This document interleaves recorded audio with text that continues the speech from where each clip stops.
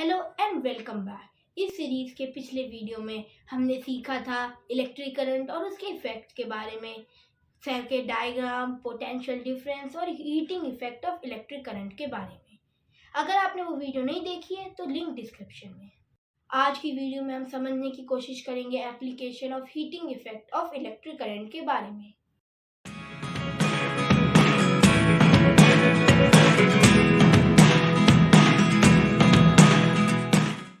जो heat produce होती है इलेक्ट्रिक करंट से वो यूज हो जाती है हमारे अप्लायंसेस में, जैसे कि electric kettles, electric room heaters, electric toasters और बहुत सारे इलेक्ट्रिक अप्लायंसेस में।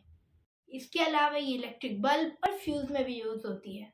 सारी इलेक्ट्रिक हीटिंग अप्लायंसेस में एक कॉइल होती है जो निक्रोम से बनी होती है। इसके बारे में हमने इस सीरीज के पिछले वीडियो में भी बात की थी। ये एक एलॉय है जिसमें हाई रेजिस्टेंस होती है। कॉइल को हम हीटिंग एलिमेंट भी बोलते हैं। चलो एक एग्जांपल से समझते हैं। एक रूम हीटर जिसकी कॉइल निकोरम से बनी होती है, जब ये गर्म होता है या हीट अप हो जाता है तो ये हीट रेडिएशन छोड़ता है, जिसकी वजह से हमारी एयर जो होती है वो गर्म होने लग जाती है। और कुछ अप्लायंसेस ऐसे भी होते हैं जिनके अंदर एलिमेंट तो होता है लेकिन वो बाहर से दिखाई नहीं देता, जैसे कि हीटिंग केटल, और हम कह सकते हैं हमारा गीजर, हॉट प्लेट और गैस। आपने नोटिस किया हो तो ये अप्लायंसेस काफी हीट प्रोड्यूस करते हैं, लेकिन जो वायर जिससे इलेक्ट्रिसिटी फ्लो हो रही है वो गर्म क्यों नहीं होती? जैसे कि हमने पिछले वीडियो में समझा भी था कि हर मेटल की रेजिस्टेंस पावर अलग अलग होती है। वायर बनी होती है कॉपर से और हीटिंग एलिमेंट बना होता है कंडक्टिंग मटेरियल से। कॉपर की रेजिस्टेंस पावर कम होती है लेकिन एक हीटिंग एलिमेंट की पावर ज्यादा होती है। इस वजह से वायर इतनी गर्म नहीं होती जितना एक हीटिंग एलिमेंट गर्म हो जाता है। चलो एक और एग्जांपल लेते हैं, जो है एक इलेक्ट्रिक बल्ब। इलेक्ट्रिक बल्ब में एक पतली वायर होती है जिसे हम फिलामेंट भी कहते हैं। इसमें हाई रेजिस्टेंस होती है। जब करंट इससे पास होते हैं तो बहुत सी हीट प्रोड्यूस होती है, जिसकी वजह से हमारा बल्ब ग्लो होने लग जाता है। ज्यादातर जो इलेक्ट्रिसिटी यूज करी है फिलामेंट वो हीट में कन्वर्ट हो जाती है, जिसकी वजह से बल्ब बहुत गर्म हो जाता है।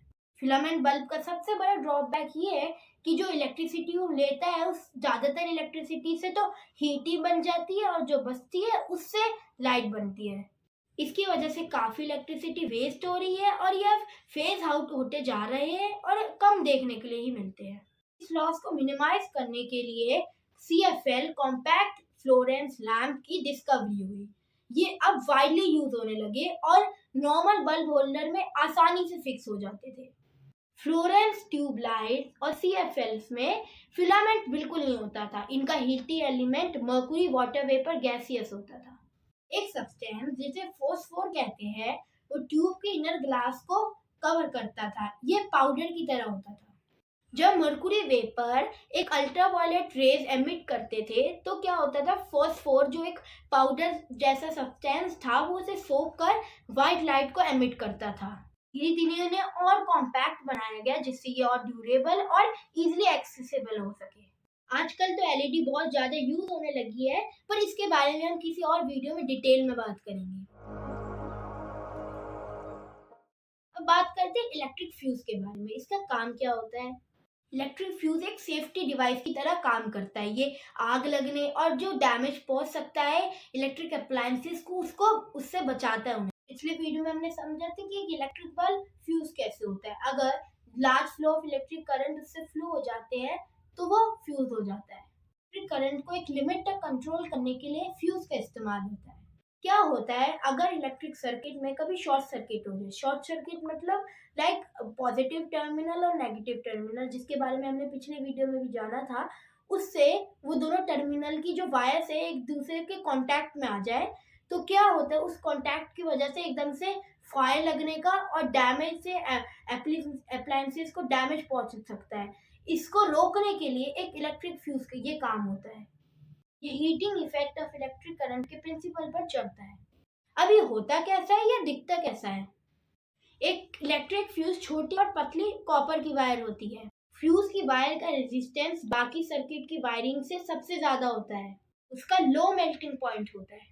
जब भी large flow of electric current आता है तो हमारी फ्यूज की वायर मेल्ट होकर टूट जाती है और हमारे अप्लायंसेस को डैमेज पहुंचने से बचाती है।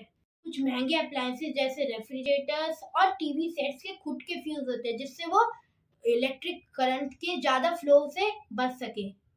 आजकल के समय में एमसीबीज मतलब मिनिएचर सर्किट ब्रेकर घर की वायरिंग में बहुत यूज होने लगा है, जो ट्रेडिशनल फ्यूज की जगह ले चुका है।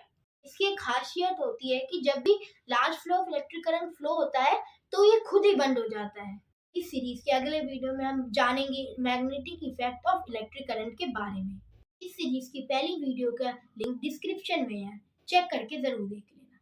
उम्मीद है आपको इन्फॉर्मेशन अच्छी लगी होगी। ऐसी इंटरेस्टिंग इन्फॉर्मेशन के लिए जुड़े रहिए हमारे साथ।